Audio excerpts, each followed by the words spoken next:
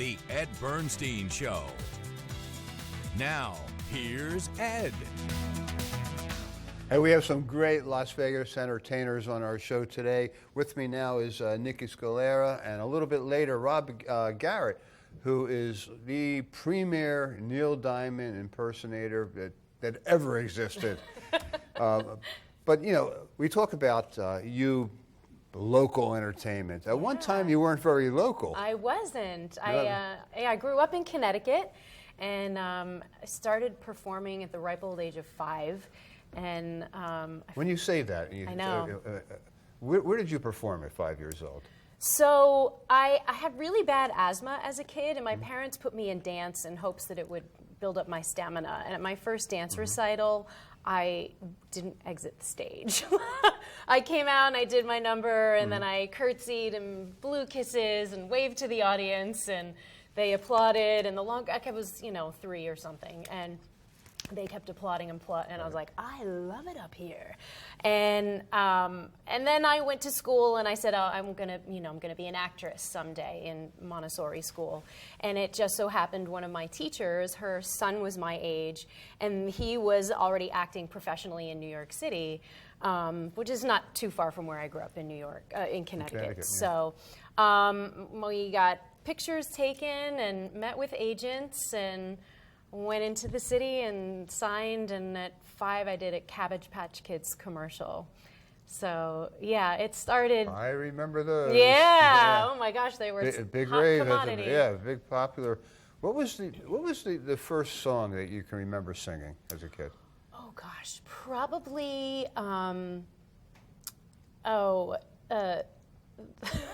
The way you wear your hat, the way you sip your tea. Oh, really? Yeah.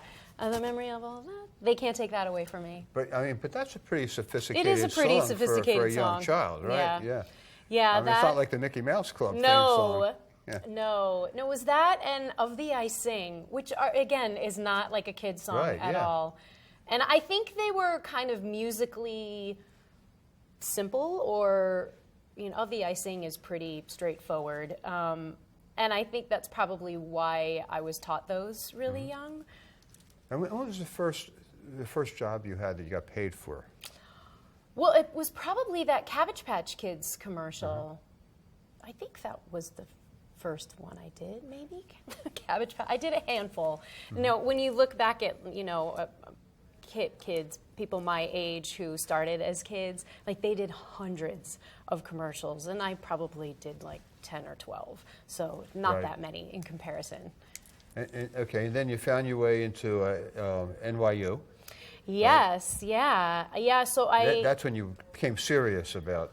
Yeah, performing. that's when I didn't become serious about singing until I was probably about 14.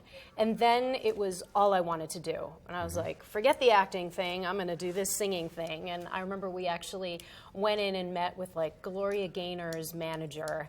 And she was basically like, don't quit your day job. Oh, really? Yeah.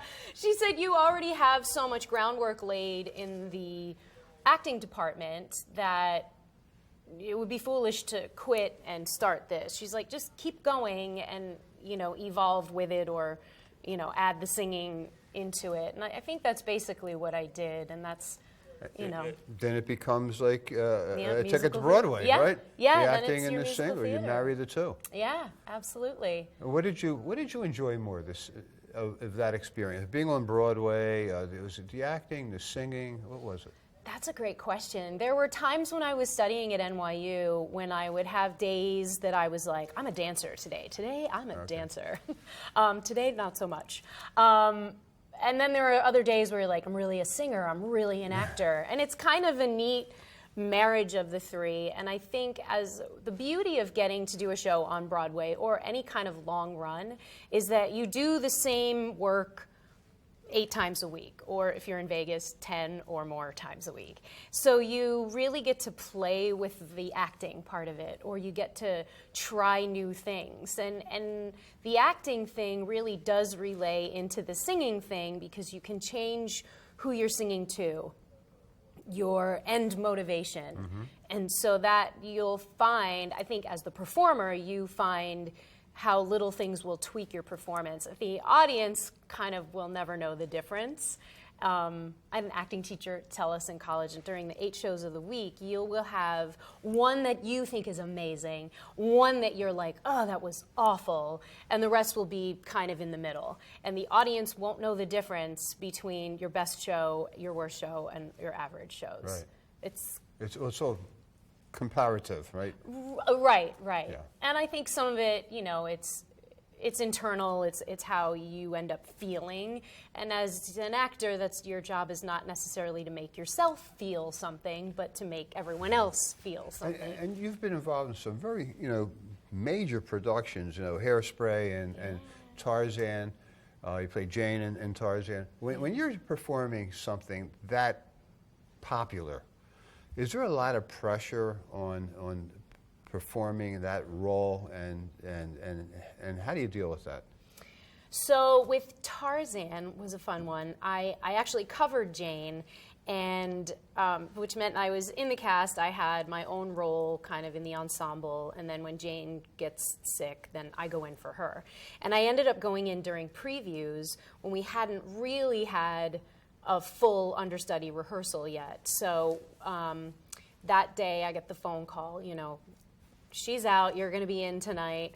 What do you need to run? And fortunately, with that show, we had a really long rehearsal process, so I was able to be in on the creation of scenes watching, where you don't always get that if you join a company late or, and shows run a long time. Like Hairspray, I went in the show after 10 days of rehearsal, so it's quick. You watch the show every night, but with Tarzan, I was fortunate enough to be part of the original cast, so you watch the rehearsal process, so you really, know how things evolve. The biggest thing for me with that was backstage.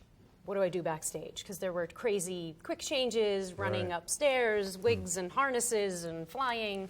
And I will say, prior to doing Tarzan, I did We Will Rock You Here. And it was a similar situation where I was in the ensemble and I covered the leads and went on during previews with minimal rehearsal. And there was a comfort having already taken on that beast here in a city that I always feel like Vegas is like, it holds you, right? It's warm, I know it's where you're cozy, going with that. It's like, we got you, Nikki, it's going to be great. So having had that under my belt, having done that already, it was, because Broadway's intimidating. It's Broadway. You're like, oh, geez. And depending on the circumstances or, your name, where it lies in regards to the title, it's...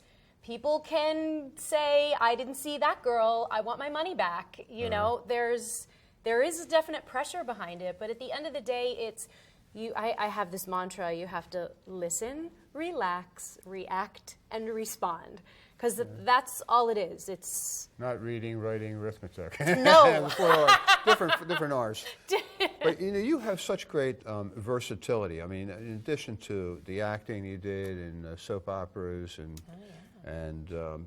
Broadway, you also performed in like Footloose and I mean, so you do like the typical Broadway stuff. You do kind of a little bit of the rock thing, and then you recently in Vegas did a one-woman show for Shirley Bassey. Yeah. Shirley Bassey, for our viewers who may be too young to know who she is, was very famous singer who, I guess her most famous role is singing the theme song for Goldfinger. Yeah. Right. Yeah, that's how I feel like we as Americans know who she is, because she sang the Bond theme, Goldfinger, and Diamonds Are Forever, and Moonraker. She's the only artist who ever recorded more than one James Bond theme, and I kind of feel like she should do them all, but... That could be a show in I and of know. itself, right? I mean, just the James Bond songs. Yeah, James Bond themes. I know, I always think, I should learn these newer ones and sing them like Shirley Bassey would. Yeah. What was it about Shirley Bassey that was so interesting to you? So I had this remix album of hers, and they're big songs like Diamonds Are Forever, Spinning Wheel, Goldfinger. So there's songs that and I loved the remixes. They were, fun and spunky, and I had no idea who she was. And I thought, who is this woman? There's this picture of her on the cover, and she's in this beautiful gown, and the universe is exploding around her. And I thought, whatever happened to her? Is she still alive? Is she fat? Like, what happened? Is she? Is she? She is. She just celebrated, I think, her 89th birthday. And she's fantastic. She lives in Monaco, and she's, always cheersing champagne, and she performs. I mean, she performed not that long ago. I mean, it was probably almost 8 years ago, but on the Academy Awards, and she sang Goldfinger, and she sounds the same. She looks amazing. Right. Yeah. So now you've moved to Las Vegas. Yes. Full-time, part-time mom, part-time entertainer. Or full-time mom, part-time entertainer, I guess. Yes. Is what I got to say, right? Chauffeur. And chauffeur. You appear occasionally over at Smith Center and around town. And at various places. Yes. So you're taking a little bit of time off. A little bit. Sometimes the beginning of the year I think, I'll have time in the beginning, and then it just it runs away. Right. And so my son is in school, and he'll be running track in spring, so I'll be doing that. So yeah, I have a handful of things here and there, and it's always what I love about Vegas is you can sing as much or as little as you want to, and it can be, I could go to the composer's room tonight and sing a song at Keith's piano party, or I can go to the composer showcase and sing a new song written by a new composer who happens to be in the room, or we might do my one-woman show again. And well, it's great. But Vegas will always be a home base, I think, for you, right? Oh, I love it. Yeah, I loved it when I was here doing We Will Rock You. And then, we came back. I forgot to mention the Queen thing. Yeah, the Queen show. Talk about your diversity. Yeah, rock and roll. It was great. And I loved doing that show. I loved being in Las Vegas. And then from that, I went back to New York and did the shows in New York.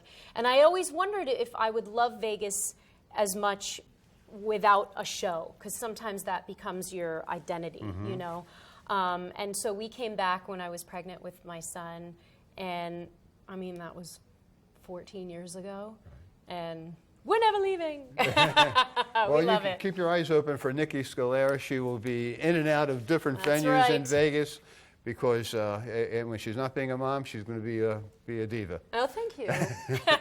We'll be right back with Rob Garrett from the Neil Diamond impersonator. I'm always wishing on a shooting star. I'm always hoping, believing, imagining, dreaming, and waking up only lonely, wishing on a shooting star. I got rear-ended by a crazy driver. I felt like I needed to call Ed Bernstein. Everything was exceptional. I was very happy about how everything went. If you've been injured in an accident, call me. That call is free. Rob Garrett is keeping the memory of Neil Diamond alive, but he's still alive. But for viewers who don't know, Neil Diamond has Parkinson's disease and has been unable to perform for quite some time. And Rob Garrett has been the #1 premier impersonator of Neil Diamond forever, and everybody acknowledges that. I mean, to a T. I mean, Neil Diamond himself would probably Oh, thank you. That's not know that it was video or Rob Garrett. big shoes to fill. But recently I saw a show, the Neil Diamond musical, which was running in New York, and I saw it like the last week before it left New York. A beautiful noise. A beautiful noise. And it's about, Rob, as you know, Neil Diamond is speaking, an older Neil Diamond is speaking to a therapist about his life. And he's having trouble recalling facts in his life, or he's reluctant to talk about them. So the therapist has a book of all the lyrics. A big one. Of Neil Diamond, a lot of songs. Right. And they start going through the songs to kind of remind Neil Diamond of different elements of his life. and then a younger Neil Diamond comes in and is acting out and singing those songs while the therapist and the older Neil Diamond are talking. The sadness for me in watching that was that Neil Diamond, the older Neil Diamond, recognized that at his age and his medical condition, that he'll never be able to perform again. And he spent his entire life being identified as Neil Diamond, the performer, the writer, the singer, the entertainer, the actor. And now coming to terms with his life and having, who am I?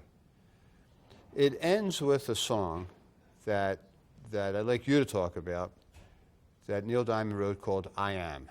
I Am, I Said. I Am, I Said. Yeah. Okay.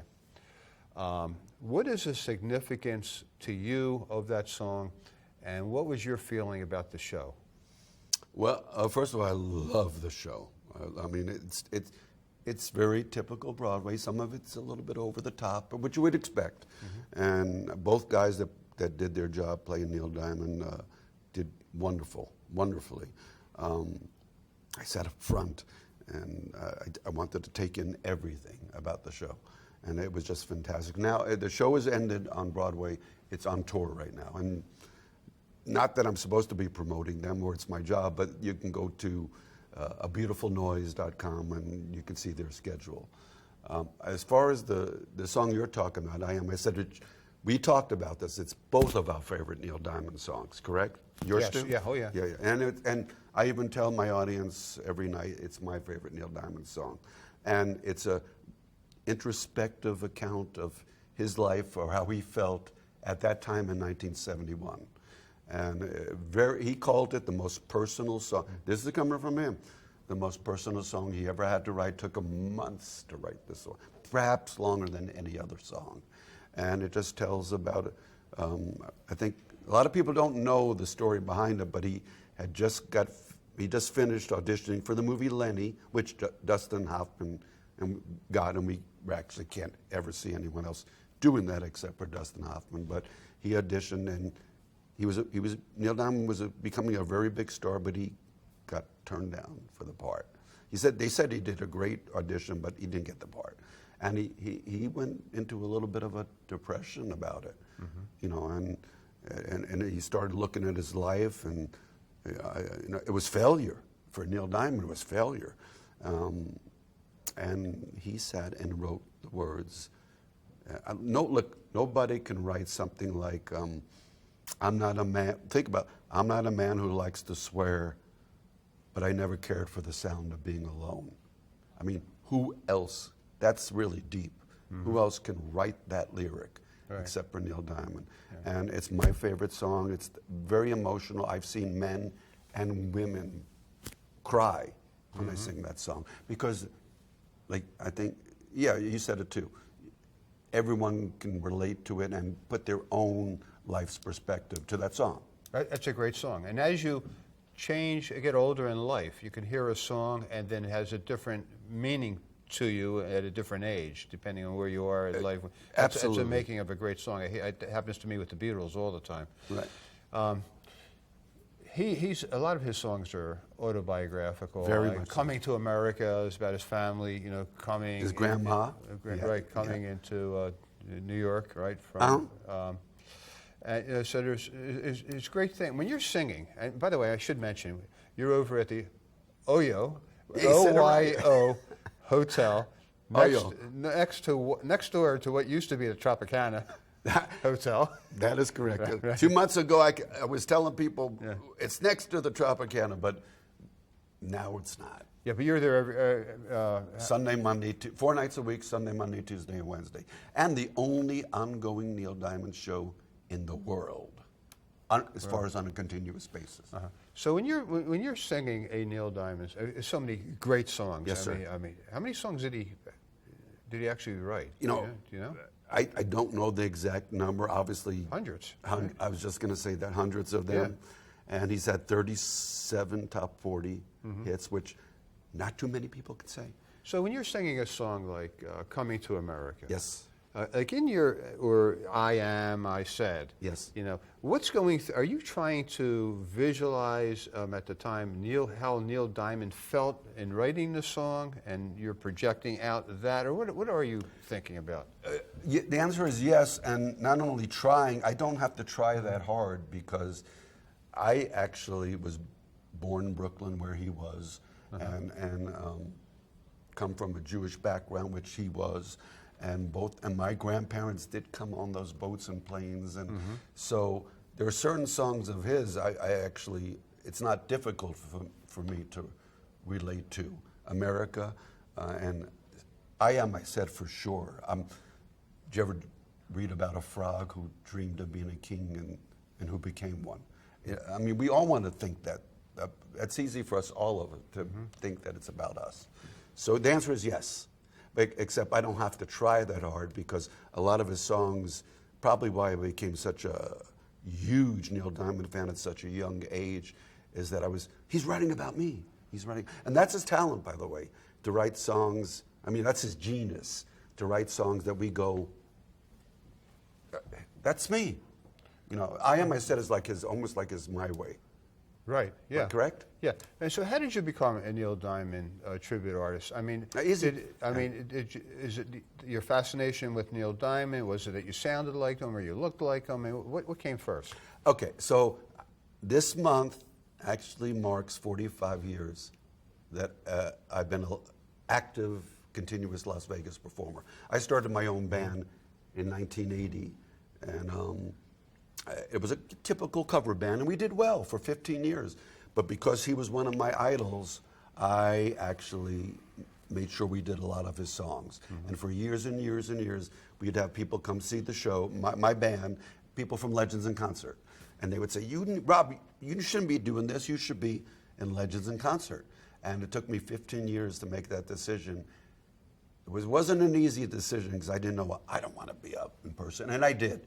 After 15 years, things were slowing down a little bit with the band, and I made that decision to try the impersonator thing. And Paul Revere from the Raiders auditioned me, you know, because he ran the Hawaii Legends show. And for one-on-one, he auditioned me, and he gave me the break. And I was supposed to be, he sent me to Hawaii, by the way. That's because, yeah, that was my first three years. And so it was Legends, in Legends in Concert. And I never looked back. Is Legend still going, or? Not in Vegas, it isn't, but they have sister shows around the country. Right. You know, we know for the longest time they were the longest running show in Vegas. Right. But not in Vegas anymore.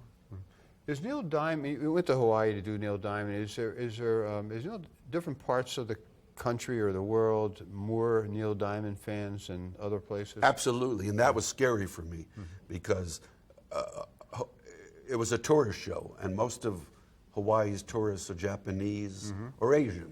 So I was scared, but I was nervous. But you know, Paul Revere gave me that. He wanted me there, and but it turns out they love Neil Diamond. You know, they love Neil Diamond. But yeah, the answer is yes. There are. I mean, Neil Diamond is loved everywhere. Here's the beauty of the show I'm doing at OYO. A good portion of our audience are tourists.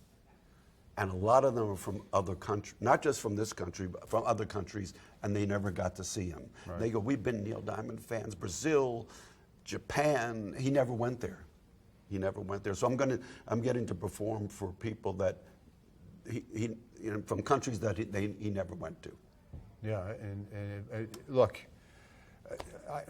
when he passes, you know, he's not well, and when he passes, you know, for you to keep the memory alive, I mean, it's happening with Sinatra, you know, happening with Michael Jackson, right? I mean, they didn't lose any popularity after the Sinatra passed. Or not Michael those Jackson. guys, because they're right. They're like Neil. They're icons. Right. Right. So yeah, I mean, he's had it doesn't seem like this long, but he's had Parkinson's now for 8 years. You know, he's been done for 8 years. You know, as far as performing for 8 years, and when he goes, and we don't want to wait for that day, but he's an American. You would agree he's an American treasure. Oh, for sure. Yeah, so it's going to be like that. Yeah. It's going to be like What that. was the last song that he wrote, do you know? The last song he wrote, well, I don't know the last song he wrote, but I know the album. It was Okay. called Home Before Dark, and he wrote everything on there. So I couldn't tell you, out of all the songs on there, which is the last one, which was the last one. What is his greatest talent? Is it writing? Is it performing? Is it singing? What is it? That's a great question. This man thought he was just going to be a writer in '66, and other people were going to record his songs, and that would have made him happy. You know, the Monkees recorded "I'm a Believer" and made it into the biggest hit of the year. Yeah, a lot of people don't know that Neil Diamond wrote that song. A lot of people don't, and Red Red Wine. Yeah. And UB40 took it to #1. But Neil just hoped he'd be a songwriter. He ended up becoming one of our greatest and most exciting and electric live performers. I don't think even he saw that coming. So I don't know which facet of Neil. I think Neil Diamond is all of the above. The great writer, the great electric, charismatic performer, all of them. Hey, if you have an opportunity to catch Rob Garrett, because you're not going to catch Neil Diamond, so if you can catch Rob over at the OYO Hotel, OYO. We're sitting here trying to get the pronunciation. OYO.